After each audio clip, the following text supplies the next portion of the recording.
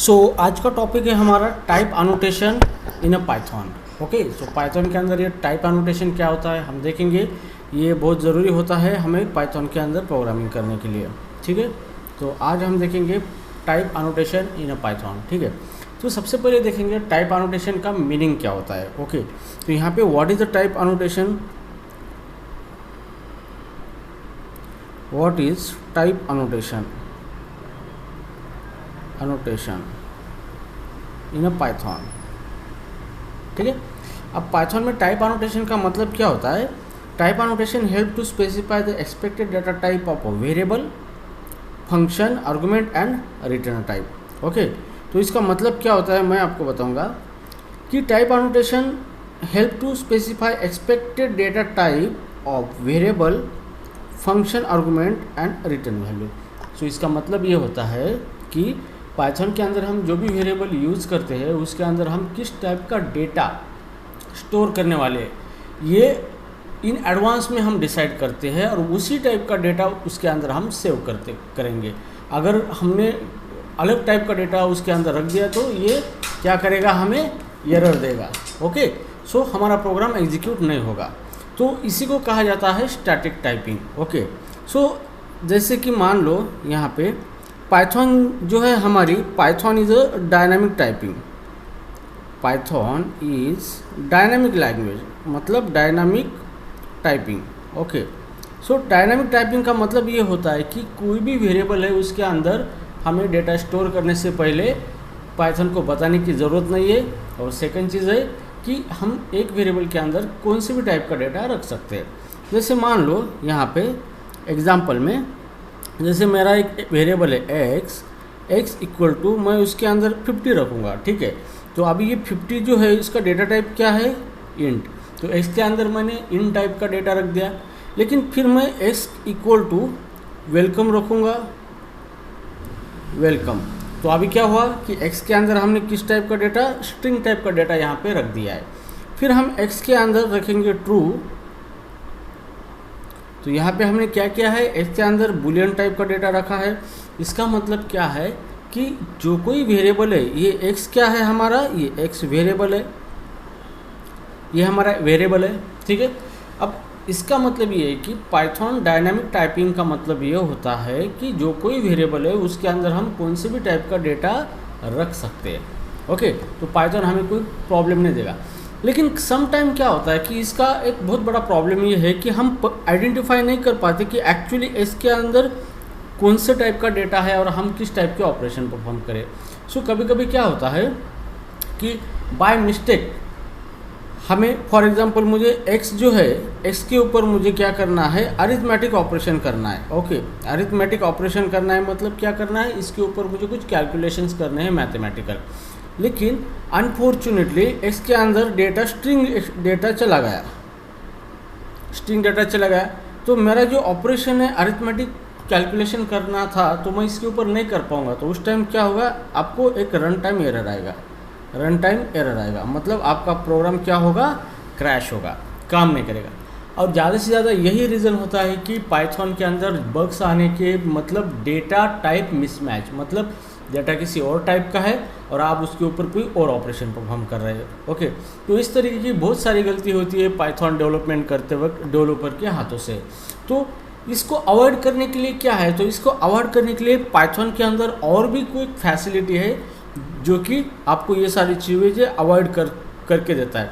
जैसे कि Python use करता है static type checker, static type checker.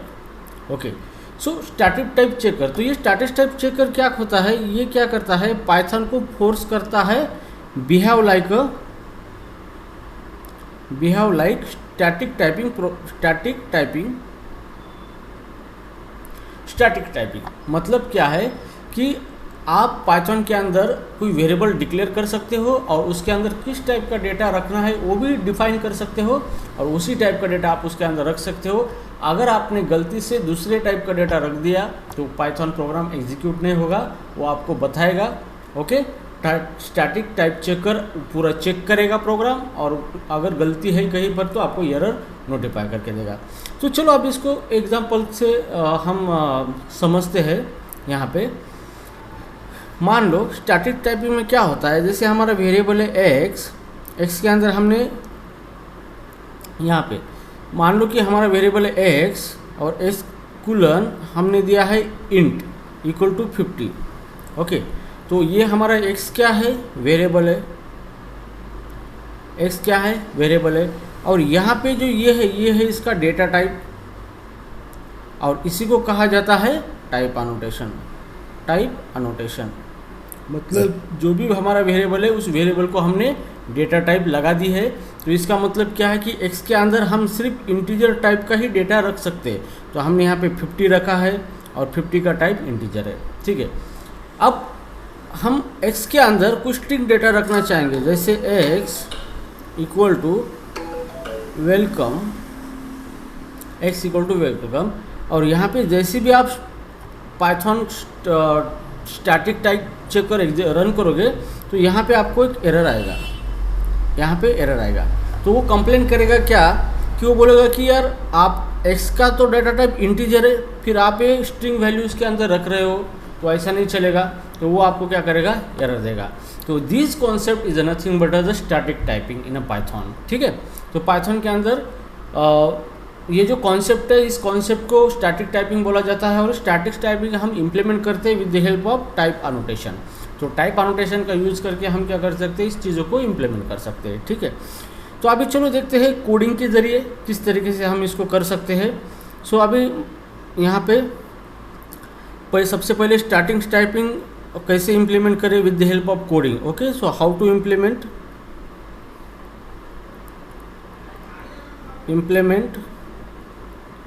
Static typing in coding.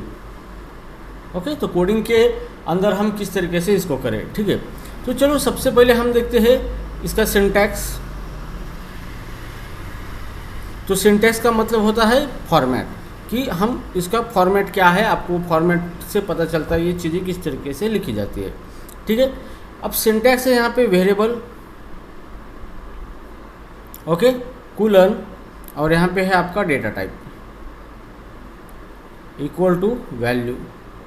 तो ये फॉर्मेट आपको यूज़ करना है। ओके, मतलब यहाँ पे वेरिएबल है, जो वेरिएबल आपको डिक्लेयर करना है, मतलब जिसके अंदर वैल्यू रखनी है, उसके अंदर उसका डेटा टाइप आपको मेंशन करना है, और उसके बाद उस टाइप का वैल्यू आपको रखना है। ठीक है, तो अभी चलो वेयर में देखते हैं हम इसको।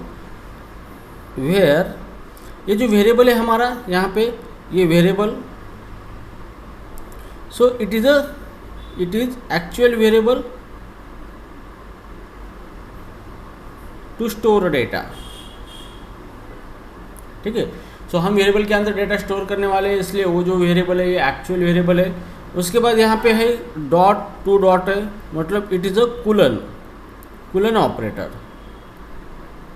ओके, तो ये 2 डॉट है, आपको कुलन देना है। और उसके बाद है डेटा टाइप, तो यहाँ पे आपको डेटा टाइप का मतलब क्या है, types of data being stored.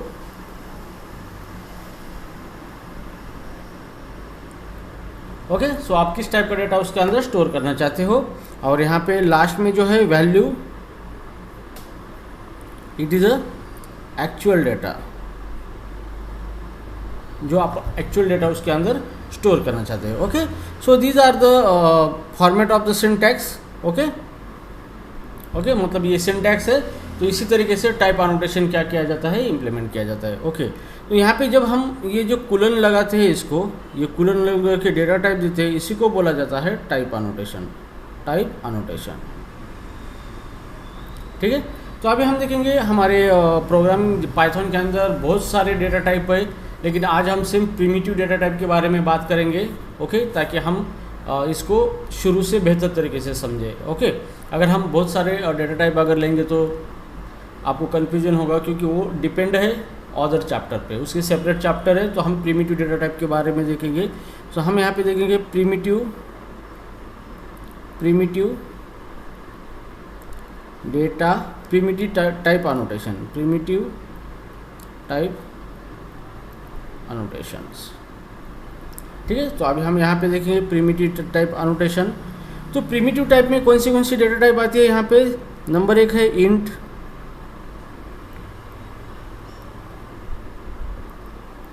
Int है। नंबर 2 स्ट्रिंग है str, नंबर 3 है बूल है, नंबर 4 है फ्लोट है और नंबर 5 है नन। ओके, सो ये हमारे बेसिक 4 डेटा टाइप्स है। Okay, primitive. तो अब हम इसको एज अ टाइप एनोटेशन के तौर पे इसको इस्तेमाल करेंगे और स्टैटिक टाइपिंग फीचर हम पाइथन के अंदर यूज कर सकते हैं। ठीक है, सो अभी यहाँ पे, तो यहाँ पे अभी देखो कि हम, तो ये है प्रिमिटिव टाइप एनोटेशन। ओके, तो चलो अभी हम इसको कोडिंग की तरह किस तरीके से किया जाता है देखते हैं। ठीक है, सो अभी यहाँ पे देखो, सबसे पहले हमें क्या करना है, पाइथन के अंदर स्टैटिक टाइप चेकर क्या करना है, इंस्टॉल करना है। ओके, तो यहाँ पे सबसे फर्स्ट स्टेप है, यहाँ पे install static type checker. Okay, so static type checker install करना है। तो कैसे इंस्टॉल करेंगे हम इसको? तो यहाँ पे हमें यूज़ करना है पाइथन की pip कमांड। ओके, तो इस तरीके से pip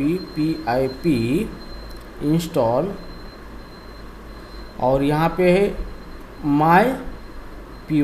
ओके, तो ये mypy है, ये है स्टैटिक टाइप चेकर।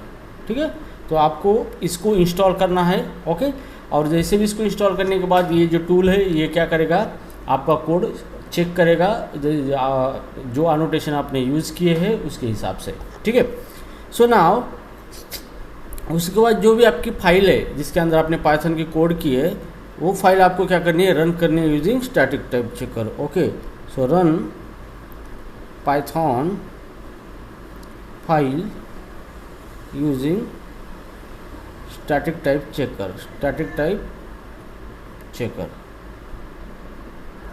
ठीक है, तो यहाँ पे एग्जांपल में कैसे रन करेंगे, तो हमारा यहाँ पे स्टैटिक टाइप चेकर कौन सा है, यहाँ पे mypy।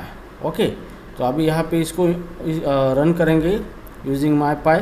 तो किस तरीके से, mypy और जो भी हमारी फाइल है सोर्स फाइल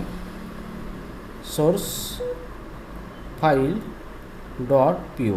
ओके, जिस फाइल को हमें रन करना है उस फाइल को। ठीक है, सो जैसे आप रन करोगे तो ये क्या करेगा, चेक करेगा कि आपके प्रोग्राम में आपने स्टैटिक टाइपिंग फीचर यूज़ किया है, मतलब एनोटेशन यूज़ किए है, तो उसके हिसाब से कोड रन हो रहा है, उसके हिसाब से सब ठीक है या नहीं है। अगर है तो मैसेज देगा कि एवरीथिंग इज़ ओके, और नहीं है तो वो एरर देगा कि यहाँ पे आप गलत कर रहे हो, आपने डेटा टाइप अलग मेंशन किया है और डेटा अलग आप उसके अंदर रख रहे हो। ठीक है, तो इससे रिलायबिलिटी बढ़ती है। तो चलो अभी हम देखते हैं टाइप एनोटेशन के बारे में। यहाँ पे टाइप एनोटेशन। ओके, तो सबसे पहले हम टाइप एनोटेशन यूज करेंगे इंट। ओके, तो फॉर एग्जांपल मुझे एक वेरिएबल डिक्लेयर करना है जैसे x, और यहाँ पे कुलन देके हम इसको लगाएंगे इंट और इज इक्वल टू 10। अभी इसका मतलब क्या हुआ कि ये जो हमारा x है, x को हमने इंटीजर टाइप का डेटा इसके अंदर स्टोर करेंगे। ठीक है, अब यहाँ पे x के अंदर सिर्फ इंटीजर डेटा ही स्टोर कर सकते हैं। अगर दूसरा कोई डेटा स्टोर करेंगे और स्टैटिक टाइप चेकर रन करेंगे तो एरर आ जाएगा। तो यहाँ पे फॉर एग्जांपल मैं x इक्वल टू लगता हूँ हाई स्ट्रिंग, तो जब आप टाइप करोगे तो कोई एरर नहीं आएगा। लेकिन जैसे भी आप इस फाइल को आप रन करते हो, मान लो कि ये आपकी फाइल है, ये कोडिंग की फाइल है आपकी। ओके, तो यहाँ पे लाइन नंबर 1 है, यहाँ पे लाइन नंबर 2 है। ठीक है, एंड यहाँ पे लाइन नंबर 3 है। प्रिंट, आप प्रिंट फंक्शन से x को प्रिंट करना चाहते हो। ठीक है, अब ये जो फाइल है, इसका फाइल का नाम है फॉर एग्जांपल annotation.py। तो ये हमारी पाइथन फाइल है। अभी इसको पहले हमें क्या करना है, रन करना है टाइप चेकर का यूज करके। सो हमारा टाइप चेकर, जो भी हमारा टाइप चेकर है, तो हम यहाँ पे टर्मिनल पे टाइप चेकर है हमारा mypy, और फाइल का नाम है annotation.py। ओके, और हमें एंटर करना है। जैसे भी ये फाइल हमारी क्या रन होगी, तो यहाँ पे क्या आएगा, एक एरर आएगा यहाँ पे आएगा एरर। ओके, और एरर का डिस्क्रिप्शन आपको मिलेगा कंसोल पे कि क्यों एरर आया है। तो यहाँ पे क्या हुआ है कि हमने यहाँ पे क्या किया है, एक्स का डेटा टाइप इंटीजर रखा है, मतलब एक्स के अंदर हम इंटीजर ही डेटा टाइप, मतलब इंटीजर टाइप के डेटा स्टोर कर सकते हैं। लेकिन ये लाइन पे हमने एक्स के अंदर फिर हमने क्या किया है, स्ट्रिंग टाइप का डेटा स्टोर किया है। तो यहाँ पे स्टैटिक टाइप चेकर आपको प्रॉब्लम क्रिएट करेगा, मतलब एरर देगा। ओके, तो ये code without static type checker आप रन करोगे तो रन हो जाएगा, नो वरी, पाइथन अलाउ करता है। लेकिन हमें एक्यूरेसी चाहिए। ओके, हमें जिसके लिए वेरिएबल डिक्लेयर किया है वही डेटा उसके अंदर चाहिए, तो फिर हमें ये चीज़ें करने पड़ेंगी। ठीक है, सो यहाँ पे इस तरीके से हम इंटीजर टाइप अनोटेशन यूज कर सकते हो। और जो भी वेरिएबल है हमारा एक्स को हमने डेटा टाइप यहाँ पे लगाई है, तो इसी को कहा जाता है integer annotation, integer type annotation,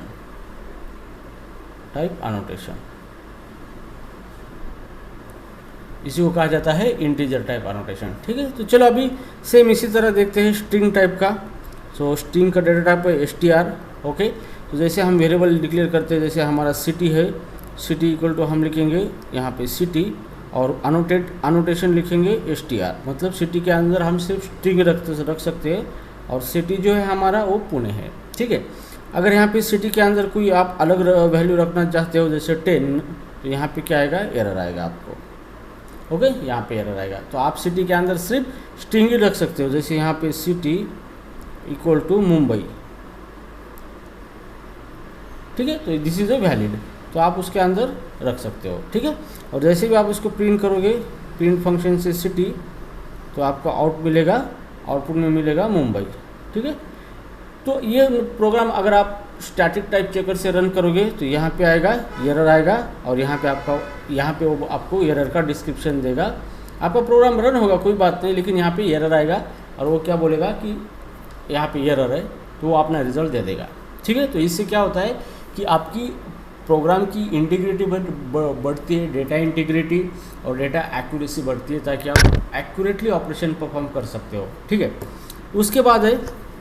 उसके बाद हम देखेंगे float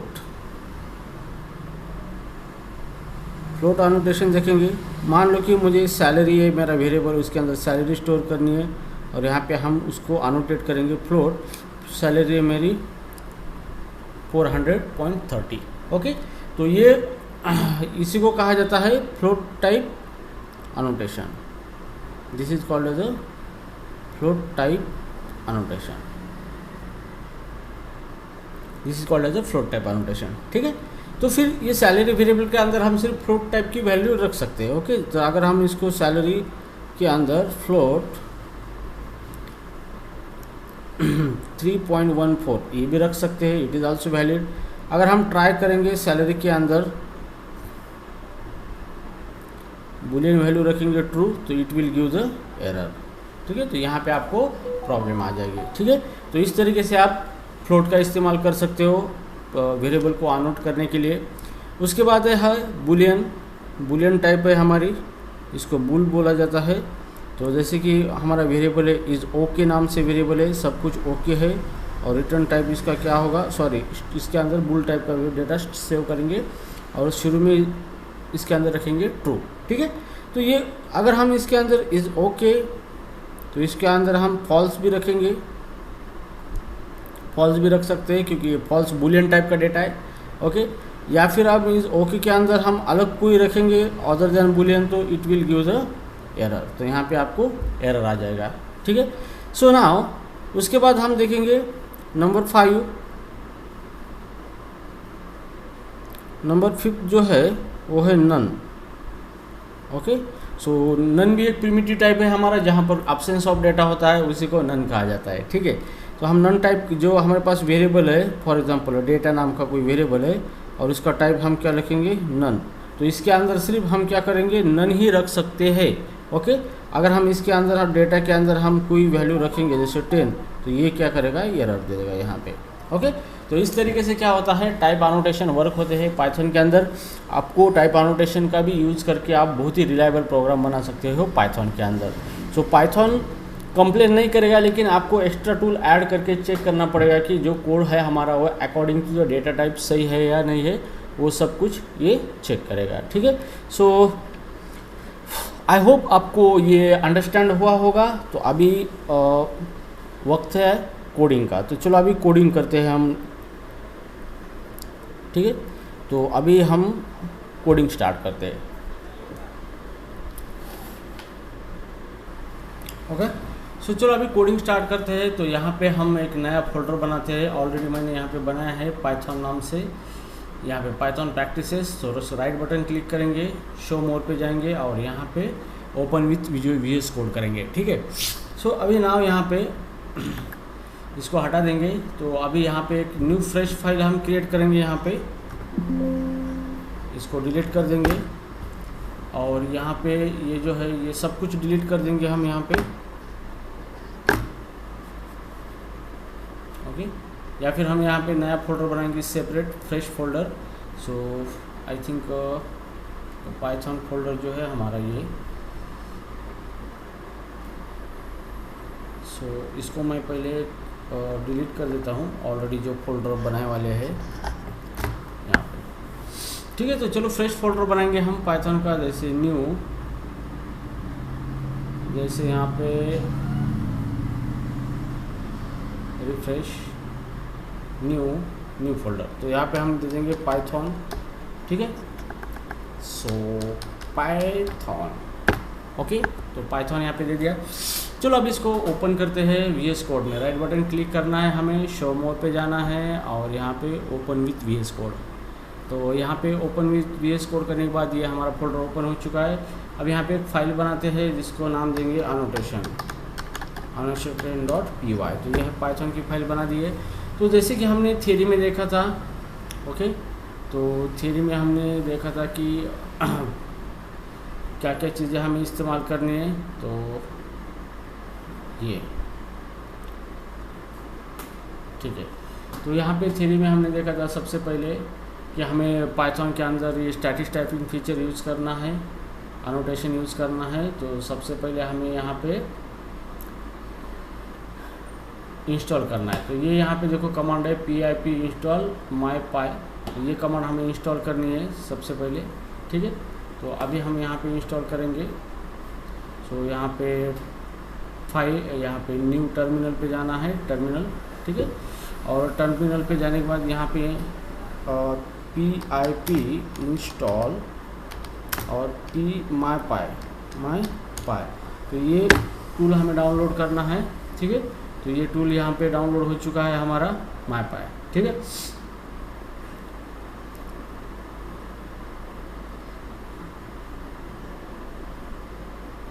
okay, so now mypy ये हमारा टूल डाउनलोड हो चुका है। अभी हमें क्या करना है, ये फाइल अभी बन चुकी है हमारी। अभी हम क्या करेंगे, कोडिंग करेंगे। तो अभी ये एग्जांपल को परफॉर्म करके देखेंगे। तो ओके, इसको मैं थोड़ा बड़ा कर देता हूँ यहाँ पे इस तरीके से। ओके, तो आपको बेहतर तरीके से समझ में आ जाएगा। ओके, सो हम एक वेरिएबल डिक्लेयर करते हैं, जैसे इसको इंटीजर और एक वेरिएबल x, और इसको हम अनोटेट करते हैं इन से, और यहाँ पे हम लेते हैं 10 वैल्यू। ठीक है, ओके, इसको हमने 10 वैल्यू दे दिए, कंट्रोल S कर दिया। अब हम इसको प्रिंट करेंगे, प्रिंट, और इसको x को प्रिंट कर देंगे हम यहाँ पे। ठीक है, x को प्रिंट कर देंगे। सो राइट नाउ हियर, ठीक है, तो जैसे x को प्रिंट करेंगे हम इसको रन करेंगे। तो यहाँ पे हमारा प्रोग्राम रन हो चुका है यहाँ पे, और यहाँ पे 10 आउटपुट आ चुका है हमारा। ठीक है, सो अभी हम इसको क्या करेंगे, उसी x के अंदर हम लिखेंगे हाई, उसके अंदर लिखेंगे हम हाई वेलकम। ठीक है, तो अभी हमने क्या किया है, यहाँ पे x को अनोट किया है इंटीजर से, मतलब x के अंदर इंटीजर डेटा ही स्टोर होगा, लेकिन यहाँ पे x के अंदर हमने स्ट्रिंग डेटा को रख दिया है। और फिर हमने प्रिंट किया है और कंट्रोल S करके इसको सेव किया है फाइल को, और जैसे भी हम रन करेंगे तो यहाँ पे हाई वेलकम ये आ चुका है। मतलब पाइथन कोई कंप्लेन नहीं करता है, because Python is a dynamic language. अब इसको हमें स्टैटिक टाइपिंग करना है, तो हम क्या करेंगे, इसको जो हमारे टूल डाउनलोड किया था, ओके, mypy, तो इस फाइल को myfile टूल से रन करेंगे। तो myfile पाई और फाइल का नाम क्या है हमारा annotation.py, ठीक है। और जैसे ही मैं इसको रन करूँगा MyPy टूल से तो ये स्टैटिस टाइप चेकर क्या करेगा, यहाँ पे एरर देगा। देखो found one error in a file, checked one source file, मतलब यहाँ पे ये बोलता, इसने कहा है कि assignment has a type str variable has a type int, मतलब आपका वेरिएबल है, इसका डेटा टाइप इंटीजर है यहाँ पे, लेकिन आप यहाँ पे असाइनमेंट कर रहे हो स्ट्रिंग टाइप का, तो it is a invalid error. तो जैसे भी ये एरर आ जाएगा तो आप इसको सॉल्व करके आप बेहतर तरीके से रिजॉल्व करोगे और फिर इसको चेक करोगे, ठीक है। सो मान लो कि हम इसको हटा देंगे और इसके अंदर हम दूसरी वैल्यू रखेंगे इंटीजर टाइप की, जैसे 60, ठीक है, और कंट्रोल एस करेंगे। अभी फिर से हम इसको MyPy स्टैटिक टाइप चेकर से रन करेंगे तो यहाँ पे ये इस फाइल को चेक करेगा और यहाँ पे देखो success, no issue found in one source file, मतलब वो बोलता है कि यहाँ पे अभी कोई इश्यू नहीं है। सो गाइज ये बहुत बड़ा फीचर है पाइथन का कि पाइथन को आप स्टैटिक टाइपिंग वे से भी काम कर सकते हो और डायनामिक वे से भी काम कर सकते हो। Okay, so that is up to you because Python बहुत फ्लेक्सिबिलिटी प्रोवाइड करता है। ओके, तो चलो सेम इसी तरह हम देखते हैं अलग अलग एग्जांपल यहाँ पे हमने लिए थे यहाँ पे इस तरीके से। तो अब हम देखते हैं यहाँ पे इसको हम कमेंट आउट कर देंगे। अब हम इसका स्ट्रिंग का एग्जांपल लेंगे, जैसे मैं लिखता हूँ सिटी, इसको अनोटेट करता हूँ str, ओके, और str इक्वल टू लिखता हूँ फॉर एग्जांपल पुणे, ठीक है, और हम इसको प्रिंट करेंगे प्रिंट सिटी, ठीक है। तो जैसे भी हम सिटी को प्रिंट करेंगे यहाँ पे तो आउटपुट यहाँ पर आ जाएगा हमें सिटी,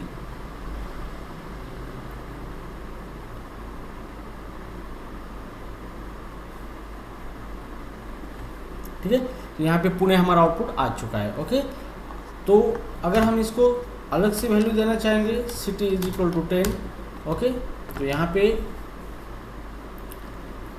ओके, तो सिटी इक्वल टू हमने 10 दिया है और फिर हम इसको रन करके देखेंगे तो ये एग्जीक्यूट होगा। अगर हम इसको स्टैटिक टाइप चेकर से हम रन करेंगे, जैसे कि MyPy एंड फाइल का नाम है annotation.py, ठीक है, तो कंट्रोल एस और ये हमें क्या करेगा, एक एरर दे देगा, ठीक है। तो यहाँ पे एक एरर आएगा, हमें वो बोलेगा कि सिटी का टाइप स्ट्रिंग दिया है लेकिन आप उसके अंदर इंटीजर वैल्यू स्टोर कर रहे हैं, तो इसको हटा देंगे, हम कंट्रोल एस करेंगे और फिर से इसको रन करके देखेंगे। यहाँ पे आउटपुट आएगा, यहाँ पे success, no issue found. Okay, तो सेम लाइक दैट हम सारे डेटा टाइप को यहाँ पे चेक करेंगे, मीन्स अनोटेट यूज करेंगे अनोटेशन। ओके, अब यहाँ पे स्ट्रिंग टाइप का यूज़ किया। अभी हम इस ओके नाम से एक वेरिएबल बनाएंगे और उसके अंदर सिर्फ बूलियन टाइप की वैल्यू स्टोर करना है हमें। तो ओके, तो यहाँ पे मैं ट्रू स्टोर करूँगा और प्रिंट करूँगा, यहाँ पे प्रिंट इज ओके, ओके, ठीक है। तो सेम इसी तरीके से आपको यूज़ करना है। यहाँ पे अगर यहाँ पे हम फ्लोट यूज़ करेंगे सो यहाँ पे सैलरी, इसका टाइप होगा फ्लोट और फ्लोट इज 400.30, ठीक है, और यहाँ पे प्रिंट करेंगे यहाँ पे सैलरी, ठीक है। तो अभी यहाँ पे कोई इश्यू नहीं आएगा। जैसे हम इसको रन करेंगे तो ये सैलरी हमारा आ चुका है। अभी हम क्या करेंगे, सैलरी के अंदर इंटीजर वैल्यू रख के देखेंगे कि वो इंटीजर को एक्सेप्ट करता है या नहीं करता है। तो यहाँ पे 10 करेंगे और इसको रन करेंगे हम MyPy से, और जैसे ही एंटर करने के बाद यहाँ पे नो सोर्स फॉर्म, मतलब जो भी फ्लोट हमने यूज़ किया है सैलरी वेरिएबल के लिए, फ्लोट के अंदर हम स्ट्रिंग वैल्यू मतलब इंटीजर डेटा रख सकते हैं, कोई प्रॉब्लम नहीं है। जो डेटा टाइप फ्लोट है वो इंटीजर को भी एक्सेप्ट करता है, ठीक है, क्योंकि वो न्यूमेरिकल है, सिर्फ उसके अंदर फ्रैक्शनल पॉइंट नहीं है। तो यहाँ पे अगर आपको कोई वेरिएबल नन टाइप का डिक्लेयर करना है तो आप वैसे भी कर सकते हैं, जैसे कि नो डेटा वेरिएबल है और उसका टाइप रखेंगे नन, ठीक है। तो ये नन के अंदर हम फॉर एग्जांपल 10 रखेंगे यहाँ पे, और यहाँ पे इसको चेक करेंगे MyPy से कि ये वैलिड है या नहीं है। तो यहाँ पे ये बोलता है एरर आया, क्योंकि वो बोलता है कि आपका वेरिएबल का डेटा टाइप जो है यहाँ पे ओके, तो ये बोलता है कि इसका डेटा टाइप नन है लेकिन आप इंटीजर वैल्यू उसके अंदर रख रहे हो, तो ये वैलिड नहीं है। तो आप क्या करो, इसके अंदर नन ही रख सकते हो। तो मैंने इसके अंदर नन रखा है और फिर से मैं इसको रन करूँगा तो it will give the output success. Okay, तो जैसे भी आपका ये सक्सेसफुल मैसेज आएगा, इट मीन्स व्हाट कि your system is the most reliable, मतलब सिस्टम के अंदर कोई डेटा मिसमैच और के कोई प्रॉब्लम्स नहीं, मतलब बग आने के चांसेस कम है। फिर बाद में रहता है आपका लॉजिक किस तरीके से आपने इम्प्लीमेंट किया है, लेकिन डेटा रिलेटेड बग बहुत रिड्यूस हो जाते हैं। तो ये फीचर पाइथन के अंदर आप यूज़ कर सकते हो। These are the professional way to develop the Python programming. Okay, so guys I hope you understand the concept, this concept of a Python. Okay, so in this series I will teach you professional Python actually industry में कैसे use किया जाता है, ये सारी चीज़ें मैं आपको बताऊंगा, ठीक है, step by step. Okay, so now thanks for watching this video.